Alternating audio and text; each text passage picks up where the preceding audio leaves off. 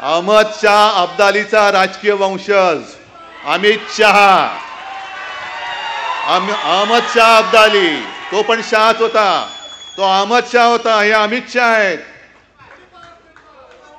अहमद शाह अब्दालीचा हा राजकीय वंशज हा इकडे वळवळायला आला होता.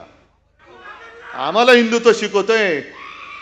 ही शिवाजी महाराजांची वाघनखं म्हणजे महाराष्ट्रातली जनता आहे आणि हीच वाघनखं घेऊन उद्याच्या निवडणुकीत हा जो अब्दाली आपल्यावरती चालून आलेला आहे, होय मी त्याला आजपासून अब्दाली म्हणतोय, अहमद शाह अब्दाली म्हणतोय. नाही, जनाब उद्धव ठाकरे जी काही टिपू सेना चालवत आहेत त्यांनी हे लक्षात ठेवावं, अमित शहांनीच हिंदू हृदय सम्राटांचं 370 कलम रद्द करण्याचं स्वप्न पूर्ण करण्याचं काम केलं. याच अमित शहांनी सीएचा कायदा हा देशात लागू केला. उद्धव ठाकरे आणि काँग्रेसचा सीएला विरोध का? उद्धव ठाकरे स्वतःला हिंदुत्ववादी म्हणवतात, मग सीएला पाठिंबा का देत नाहीत हा माझा त्याला सवाल आहे.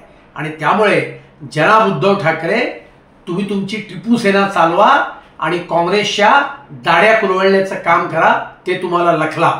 विधानसभेच्या निकालानंतर अब्दाली तुमच्या भाजपवरती एवढे वळ उठतील की पुन्हा वळ उठवायला जागा शिल्लक नसेल आणि मग तुमची वळवळ ही महाराष्ट्रामध्ये कायमची गाडली गेलेली असेल आणि ती गाडण्यासाठी सज्ज व्हा, हातामध्ये मशाल घ्या आणि ह्या चोर बाजाराला, दरोडेखोरांना जसं औरंगजेबाची कबर तिकडे आपण बांधली तसेच भाजपची राजकीय कबर या महाराष्ट्रामध्ये बांधा.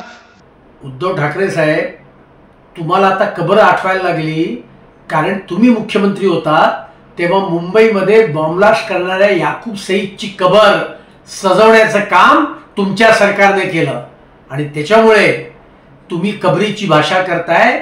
पण या विधानसभेच्या निवडणुकीत ज्या महाराष्ट्राने औरंगजेबाला गाडलं तो महाराष्ट्र तुमच्या नकली हिंदुत्वाला आणि तुमच्या काँग्रेस प्रेमाला गाडल्याशिवाय राहणार नाही, हे तुम्ही लक्षात ठेवा.